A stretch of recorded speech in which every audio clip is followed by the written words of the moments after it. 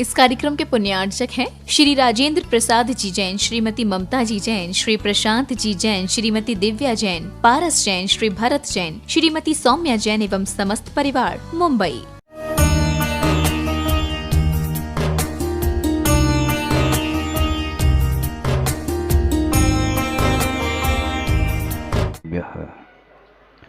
नमस्ते वर्धमानाय निर्धूत कलिलात्मने सालोकानां त्रिलोकानां यद विद्या दर्पणायते।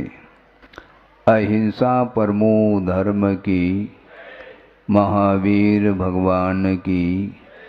प्रातः स्मरणे परम पूजाचार्य गुरुवर श्री विद्यासागर जी मुनि महाराज की जय। उत्तम तप का दिन है। धरती जब पूरी तरह से तप जाती है, प्रतीक्षा करनी पड़ती है। प्राय करके हर साल यही देखने को मिलता है। ग्रीष्मावकाश जब आ जाता है, जेठ का महीना जब प्रारंभ होता है, उस समय चारों ओर धरती तपी हुई मिलती है और लू जिसको बोलते हैं, लू लपट चलती रहती है और प्रत्येक व्यक्ति इस प्रतीक्षा में रहता है कि मानसून कब आएगा और धरती ठंडी कब होगी, शीतलता का अनुभव करना चाहता है। किंतु प्रकृति तो प्रकृति है, वह किसी के वश में नहीं होती। आप कितना भी आकुल व्याकुल परिणाम कर लो तो भी वह समय पर ही प्रकृति परिवर्तित होती है। नक्षत्र जब परिवर्तित हो जाते हैं, उसी समय वह बारिश होती है। तो इसी प्रकार आचार्य महाराज ये कहना चाहते हैं कि तपाना है। किसको तपाना है? शरीर को नहीं तपाना, किंतु भीतर जो कर्म बैठे हुए हैं, अनादिकालीन जिसकी परंपरा चल रही है, उन कर्मों का विच्छेद करने के लिए, उनको नष्ट करने के लिए कर्मक्षयार्थम तप्यते इति तपः। कर्म के क्षय करने के उद्देश्य को लेकर के ही तप किया जाता है। और कोई भी उद्देश्य हो तो वह उत्तम तप के कोटि में नहीं आ सकता। बिल्कुल ये सिद्धांत है। इसलिए प्रत्येक धर्म के पूर्व में उत्तम शब्द लगा हुआ है। उत्तम शब्द अपने आप में समीचीनता का प्रतीक है, क्योंकि तत्व सूत्र में भी वह विषय पड़ा होगा जहाँ पर बाल तप की भी चर्चा की है। अकाम निर्जरा और बाल तप के माध्यम से देव आयु का बंद कर लेता है। स्वर्ग जाना बहुत ज़्यादा श्रम साध्य है ऐसा नहीं है, किंतु थोड़ी सी कषाय की यदि मंदता होती है, उसके माध्यम से उन मंद परिणामों के फलस्वरूप वह देव आयु का भी बंद कर लेता है, जबकि धर्म की आराधना उसने किंचित मात्र भी नहीं की है। उसके बगैर भी वह देव आयु का बंद कर लेता है और सागरोपम आयु के लिए वहाँ का सुख जो है वह उसके लिए उपभोग करने में आ जाता है। किंतु हमें उत्तम तप करना है। कुंद कुंद का वह साहित्य आप लोग जानते हैं। अध्यात्म परक उन्होंने ग्रंथों की रचना की है, जिसमें समय सार, प्रवचन सार, नियम सार, पंचास्तिकाय, अष्टपाउड और एक द्वादशान प्रेक्षा, इस प्रकार ये सारे ग्रंथों की रचना कुंद कुंद स्वामी ने की है।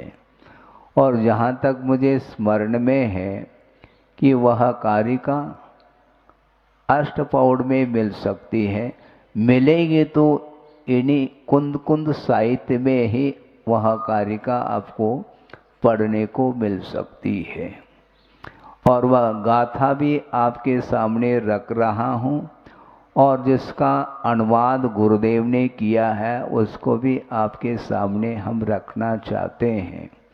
आप मनोयोग के साथ इसको सुनने का प्रयास करेंगे, क्योंकि वस्तुतः उत्तम तप किस क्वालिटी का होता है इसको समझना है। तप तो हर व्यक्ति कर लेता है, किंतु इस गाथा के माध्यम से हम और आपकी आंखें खुल सकती हैं।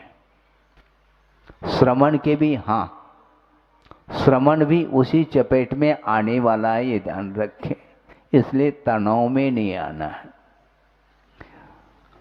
किं काहदि वनवासो, किं काहदि वनवासो काय क्लेशो विचित्त उवासो अध्ययन मौन पहुदी समदा रहियस समनस। समता से जो रहित श्रमण है उसका वह तप किस काम का है, क्योंकि वो कहना ये चाह रहे हैं वह श्रमण हम और आपके बीच में नहीं रह रहा है। कहाँ रहता है वो? वनवास जंगलों में रहता है, काय क्लेश कर रहा है। इसका अनुवाद आपके सामने रखूं तो और आपको विशेष रूप से भाव भाषण होगा कि मासोपवास करना, वनवास जाना। सुन रहे हैं आप? मासोपवास करना, वनवास जाना, आतापनाद तपना, तन को सुखाना, सिद्धांत का मनन, मौन सदा निभाना, ये व्यर्थ है श्रमण के बिन साम्य बाना।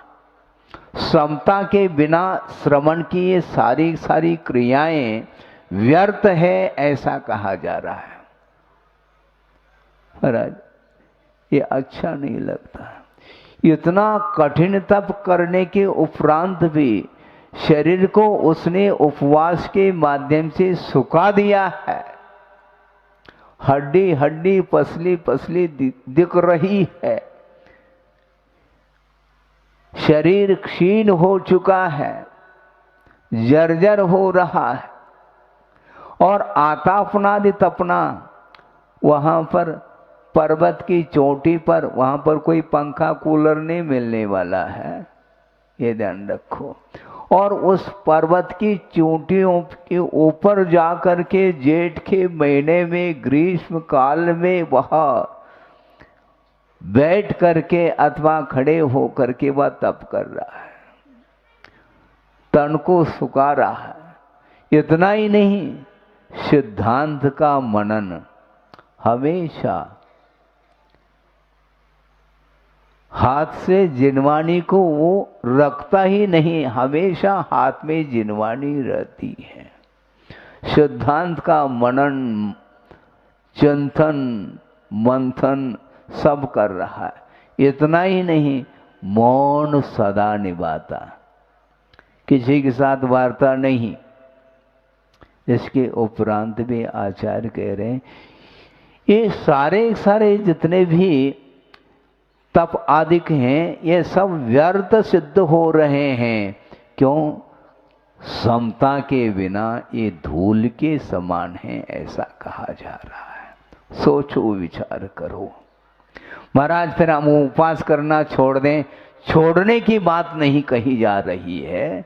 ये जितने भी बाह्य तप है, इसको करना चाहिए, क्योंकि इस बाह्य तप के माध्यम से ही शरीर के प्रति जो निरीहता है वह सामने देखने को मिल सकती है। लेकिन ये सब किसके लिए करना है? ये सब किसके लिए करना है? ख्याति, पूजा, लाभ इत्यादि को साइड में रख करके किया जाता है।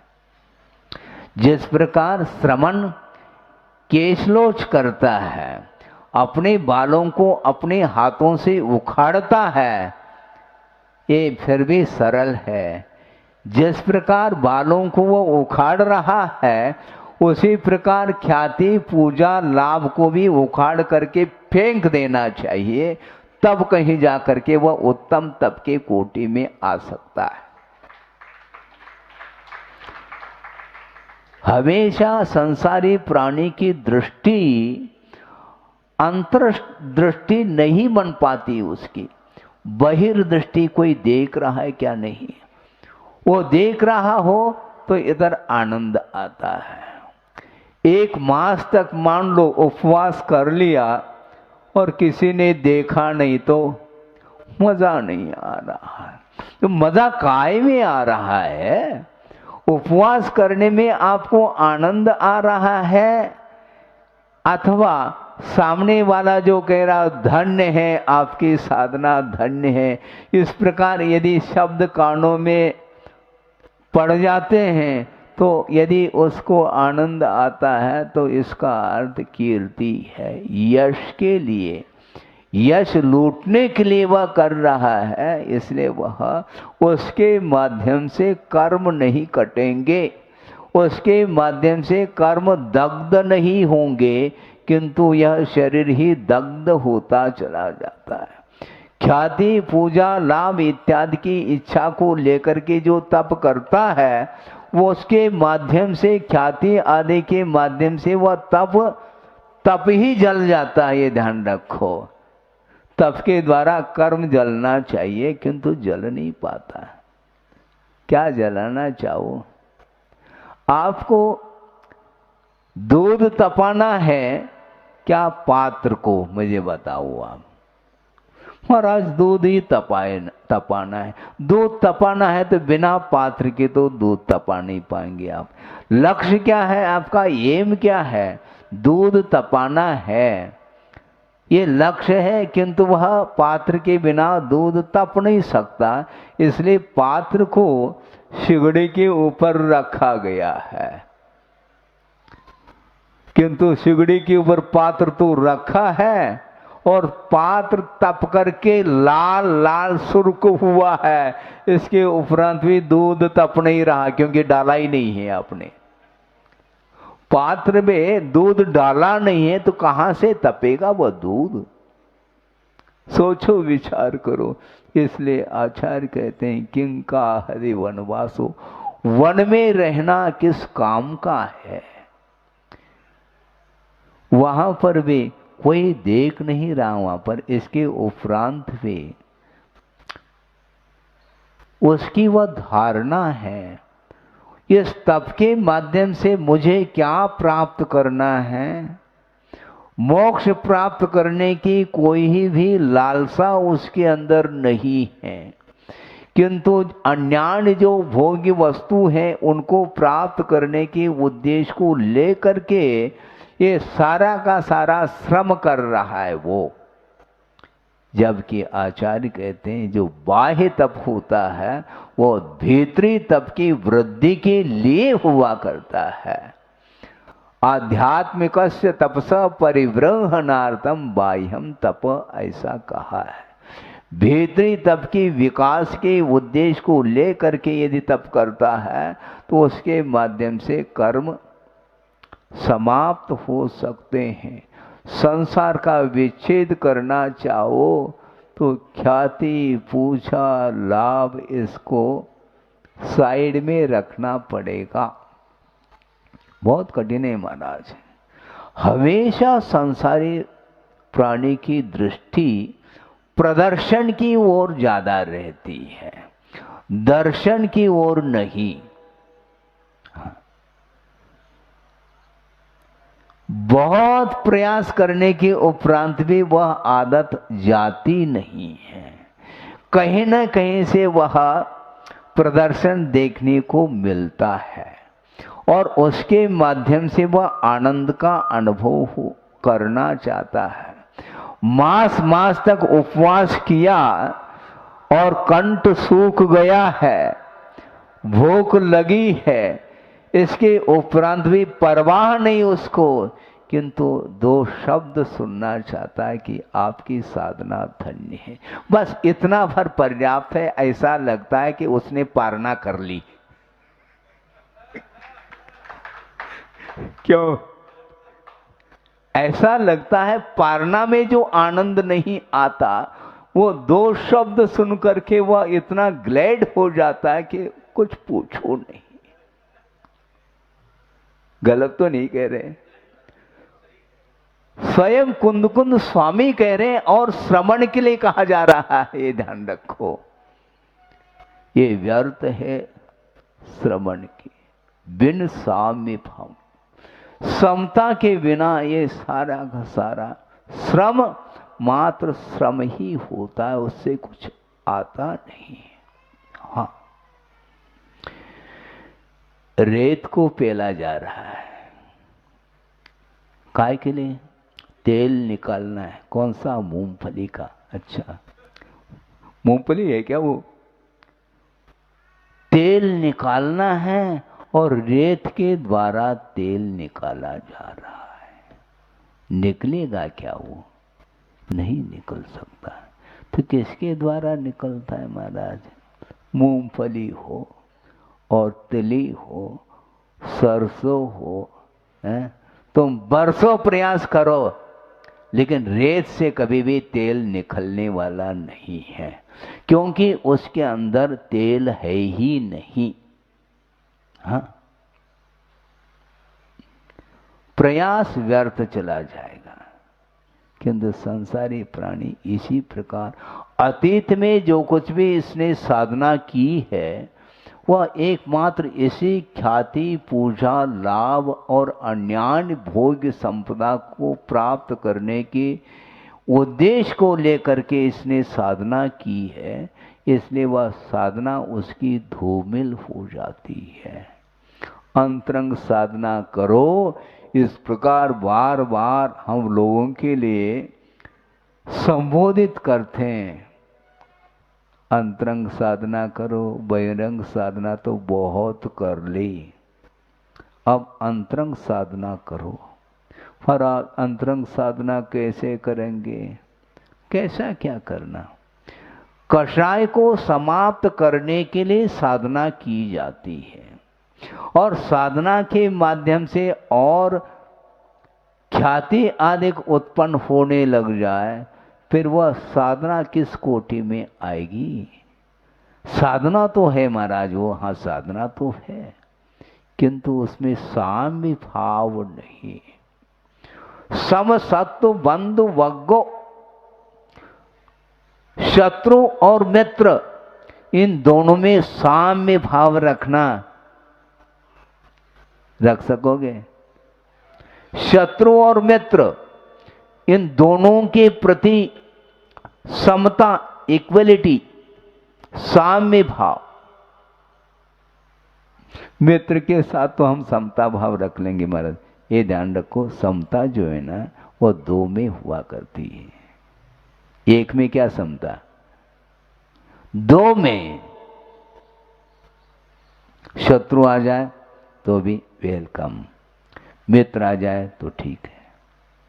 दोनों के प्रति किसी भी प्रकार से भेदभाव नहीं है, और जिसको भेद विज्ञान हुआ है वह कभी भी भेदभाव कर ही नहीं सकता। इसी का नाम भेद विज्ञान है, क्योंकि जीव सामान्य के प्रति दृष्टि होनी चाहिए। आखिर ये भी तो जीव ही है, यह भी जीव है, अजीब नहीं।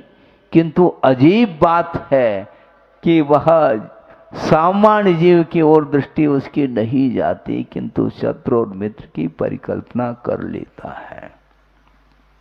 और वह मित्रता किसी काम की नहीं है, क्योंकि वो वही लौकिक मित्रता मानी जाती है। परमार्थ में, परमार्थ क्षेत्र में उस मित्रता की कोई वैल्यू नहीं, उसका कोई महत्व इसलिए नहीं है क्योंकि वह स्वार्थ के साथ मित्रता रख रहा है। दो व्यक्ति है, दोनों में पार्टनरशिप है, दोनों हाथ में हाथ मिला करके चल रहे हैं, किंतु जिस समय मान लो कोई कमी महसूस होने लगी, फिर हाथ में हाथ नहीं मिलाएंगे, हाथ दिखाएंगे। फिर यही होता है, वह मित्रता है।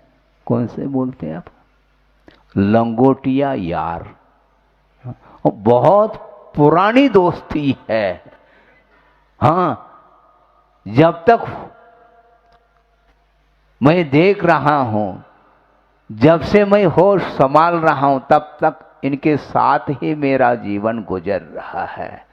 ये लंगोटिया दोस्त है। किंतु जब बिजनेस में थोड़े बहुत भी 1-8% भी यदि मान लो संदेह हो जाता है, फिर देख लो कैसी दूरी, दरार पड़ जाता है फिर दोनों के बीच में।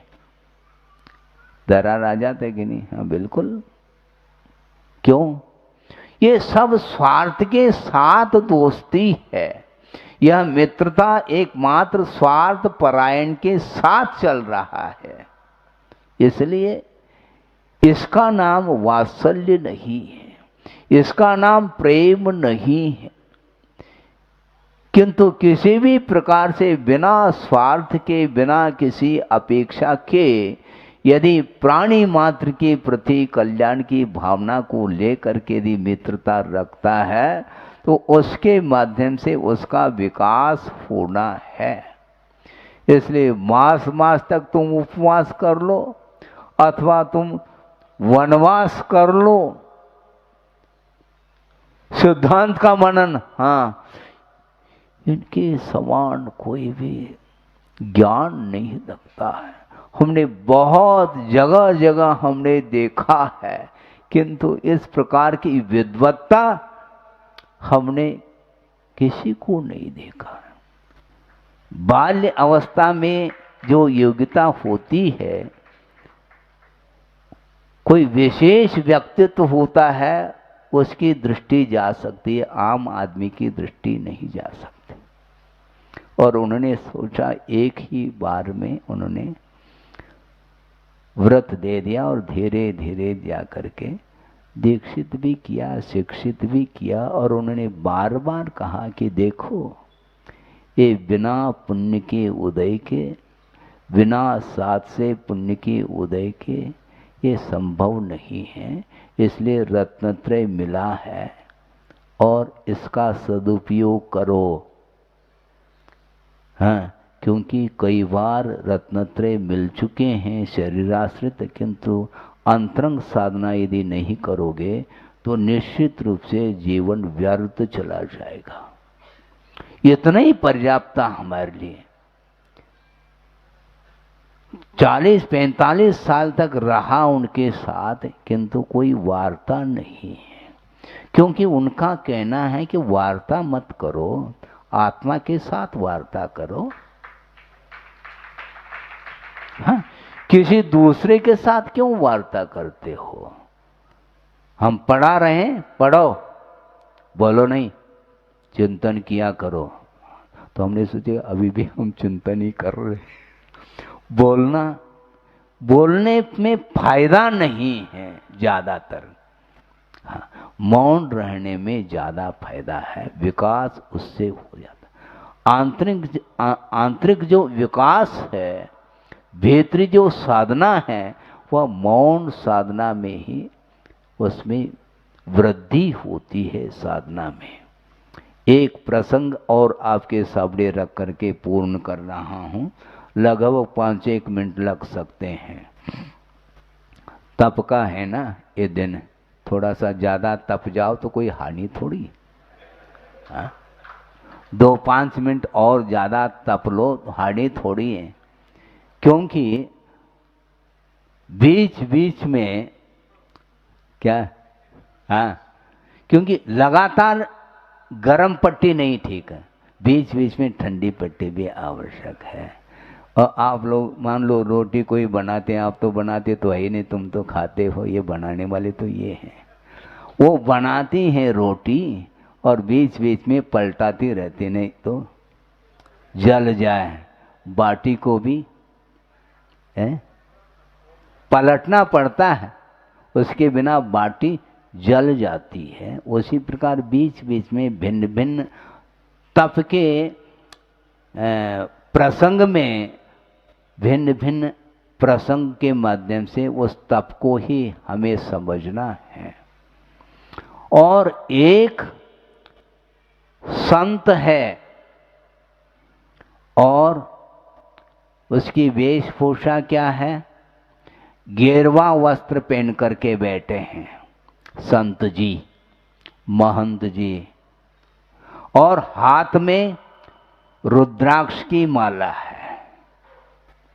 जान रहे हैं, ध्यान से सुनो। और आत्म साधना में लीन है, उनकी दृष्टि में वही आत्म साधना है। और साधना करते करते करते काफी समय हुआ, एकांत में जंगल में रह करके साधना में वह रत थे। और जिस उद्देश्य को लेकर के साधना उसने प्रारंभ कर रखी थी, उस साधना की चरम सीमा तक पहुंच गए और उसका फल देखने में आने लगा। कैसा फल देखने में आने लगा? और वो बैठे हैं तो उनने सोचा इतनी दीर्घ साधना हो गई, थोड़ा इसका परिणाम क्या है ये तो कम से कम देख ले, नहीं तो करते चले जाए और उसका कोई फल देखने में नहीं आए तो क्या होगा। और उसने सोचा काफी समय हो चुका है, इसका परिणाम देखने में आना चाहिए, नहीं है तो साधना में कुछ परिवर्तन करके देखना चाहिए। तो बैठे थे और सडनली अकस्मात आसमान में घटाएं छा गई और बारिश प्रारंभ। और 2 मिनट में आसमान एकदम क्लियर हो गया, स्वच्छ हो गया, सारी घटाएं समाप्त। उसने सोचा परिणाम तो अच्छा निकला है, साधना का जो फल है वो देखने में आ गया। और आगे बढ़ करके 4 कदम जा करके एक वृक्ष के नीचे बैठ गया। और उस वृक्ष के नीचे बैठा है तो वृक्ष के टहनी पर एक कबूतर बैठा है। ध्यान से सुनना, नहीं तो कहानी ऊपर से चली जाएगी। और वह वृक्ष के नीचे बैठा है वह संत, और टहनी पर कबूतर बैठा है। और कबूतर ने उसके बदन पर बीट कर लिया है। बीट करते ही दृष्टि गई, कौन है ये? ऊपर दृष्टि, जो ही ऊपर उसकी दृष्टि हो गई संत जी की, वह कबूतर भस्म हो गया। सुन रहे हैं? ऊपर की ओर दृष्टिपात करते ही वह कबूतर भस्म हो गया। तो अब सोच रहा है कि अब सही मायने में साधना का परिणाम निकल रहा है। उसने सोचा अब जंगल में रह करके साधना बहुत हमने कर ली, अब जहां पर जनता है वहां पर इस चमत्कार को दिखाना है। इसलिए वहां से, जंगल से वह शहर की ओर मुड़ गया और धीरे धीरे यात्रा करता हुआ आया है। और 4 व्यक्ति मिल गए और उन्होंने अपना जो करतूत है, अपनी जो साधना है, वह दूसरे के सामने रखना प्रारंभ कर लिया उसने। हमें साधना करते करते काफी समय व्यतीत हुआ है और ये चमत्कार को देख करके आप आश्चर्य हो जाएंगे। अखंड मौन के साथ, अभी कहा था ना, मौन सदा निभाना, वही वाली बात आ गई। मौन साधना करके हमने हासिल किया है। क्या किया है? जैसे इस प्रकार घटना उसने बता दी। और ये कोई खास बात थोड़ी है संत जी।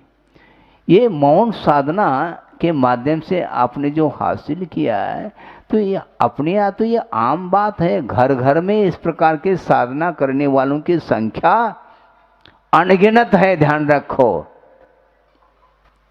अच्छा, तो जाकर के देख लें फिर, घर घर में यदि साधना है तो। गया एक घर के बाहर खड़े होकर के उसने क्या कहा? भिक्षाम देहि, भिक्षा दें। तो भीतर एक महिला क्या कर रही है? अब चमत्कार देखने में आएगा। अभी तो कबूतर भस्म हुआ था, उसको ध्यान में रखना है। हाँ। और भिक्षाम देहि कह करके खड़ा हो गया, और भीतर जो है एक महिला काम कर रही थी। क्या? वो मूसल से कूट रही थी धान को, और आवाज पहुंच गई भिक्षाम देहि। उसने कहा, हाँ अभी आ रही हूं। तो वो कहता, आ रही हूं? मैं प्रतीक्षा करूं क्या? नहीं, आ रही हूं। मैं कैसे प्रतीक्षा कर सकता हूं? हाँ, मैं आ तो रही हूं। तुम्हें मालूम है क्या मैं कौन हूं? हाँ, आप कौन है मुझे मालूम है, लेकिन मैं कबूतर नहीं हूं, ये ध्यान रखो। आप कौन हैं मैं जानती हूं, किंतु मैं कबूतर नहीं हूं कि तुम्हारे साधना के द्वारा मैं भस्म हो जाऊं। उसको लगा वाकई में इसमें कुछ चमत्कार, इसके अंदर भी साधना है। जा करके झांक करके देखा, घर में वह मूसल हवा में स्थिर है। कैसे? कूट रही थी धान को, और पति के लिए कुछ देने के लिए पहुंच जाती है वहीं मूसल को छोड़ करके, और वह मूसल हवा में स्थिर है। इसको बोलते हैं साधना। क्यों? ये सतीत्व का प्रतीक है। हाँ, इसको बोलते हैं ये शील का प्रतीक है। अपने पति के अलावा अन्यत्र उसकी कोई दृष्टि नहीं गई। यदि गई भी है तो किस रूप में गई हुई आप ही जानो। हाँ, निगाह यदि गई भी है तो उसके लिए अन्य जितने भी व्यक्ति हैं उनके लिए अपने से बड़े हैं तो वो पिता के समान, छोटे हैं तो भाई के समान, और छोटे हैं तो पुत्र के समान उसने देखा है। इसलिए ये साधना जा करके देखा उसने, संत ने, अरे ये मूसल तो हवा में स्थिर है। इसको बोलते हैं सही साधना, प्रदर्शन नहीं है। जिंदगी भर साधना करने के उपरांत भी जिसकी दृष्टि प्रदर्शन की ओर जाती है तो वह साधना किस काम की है।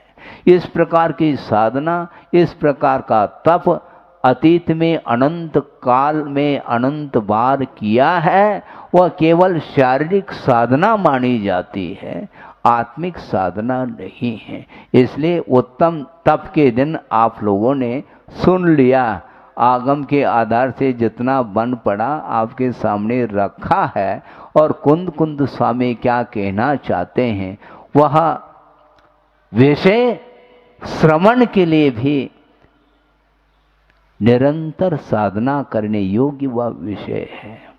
श्रमण बनने के उपरांत भी शत्रु मित्र की परिकल्पना बड़ी रहती है। शत्रु और मित्र में समानता, निंदा प्रशंसा में समानता, जीवन मरण में समानता, और काच और कंचन इन दोनों में समानता। इस साम्य वृत्ति के बिना वह श्रमण पद भी व्यर्थ है ऐसा कहा जा रहा है। श्रमण तो बन लिया, श्रमण पद को अंगीकार कर लिया, किंतु श्रामण्य यदि नहीं है तो वह दुख से मुक्त नहीं हो सकता। यदि इच्छति दुख परिमोखम परिवज्जद सामन्नम, इस प्रकार कुंद कुंद स्वामी कह रहे, यदि तुम दुख से मुक्त होना चाहते हो तो श्रामण्य पद को अंगीकार करो। मात्र श्रमण पद नहीं, श्रमण पद और श्रामण्य में अंतर है। यानी भाववाचक शब्द है वह श्रामण्य पद, श्रमणता कहो अथवा श्रामण्य कहो। श्रमण बन गए किंतु श्रमणता नहीं है, श्रामण्य नहीं है, तो उसके माध्यम से कर्म कटेंगे नहीं, उसके माध्यम से वह उत्तम तप की कोटि में वह साधना नहीं आ सकती है।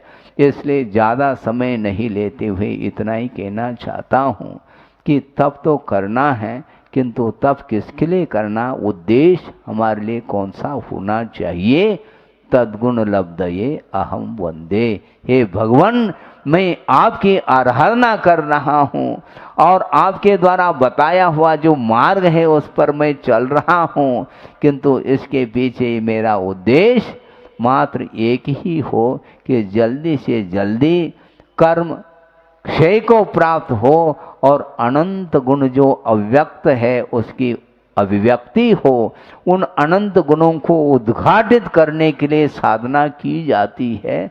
मात्र लौकिक कुछ कलाओं को सीख करके और उसको प्रदर्शन करने के लिए ये मनुष्य पर्याय नहीं मिली है, किंतु इस मनुष्य पर्याय की सार्थकता सिद्ध करने के लिए अंतरंग साधना के माध्यम से हम अपने जीवन को व्यतीत करते हैं, तो निश्चित रूप से अत्यल्प काल में वो साधना के माध्यम से उद्देश्य जो हमने रखा है, जिस उद्देश्य को लेकर के साधना की है, उसकी पूर्ति हो सकती है और वह मोक्ष तत्व हाथ लग सकता है।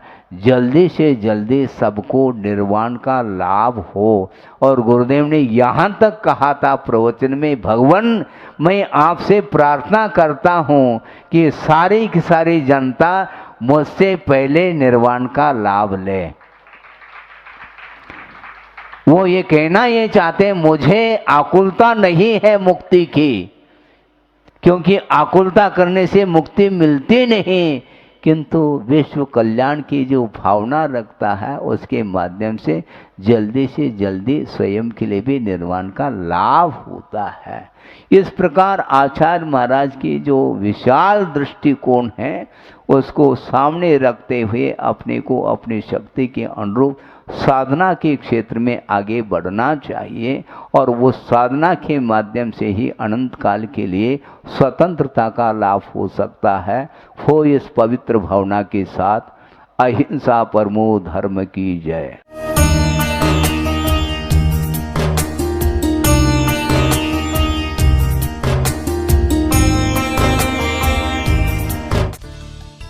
इस कार्यक्रम के पुण्यार्चक थे श्री राजेंद्र प्रसाद जी जैन, श्रीमती ममता जी जैन, श्री प्रशांत जी जैन, श्रीमती दिव्या जैन, पारस जैन, श्री भरत जैन, श्रीमती सौम्या जैन एवं समस्त परिवार, मुंबई।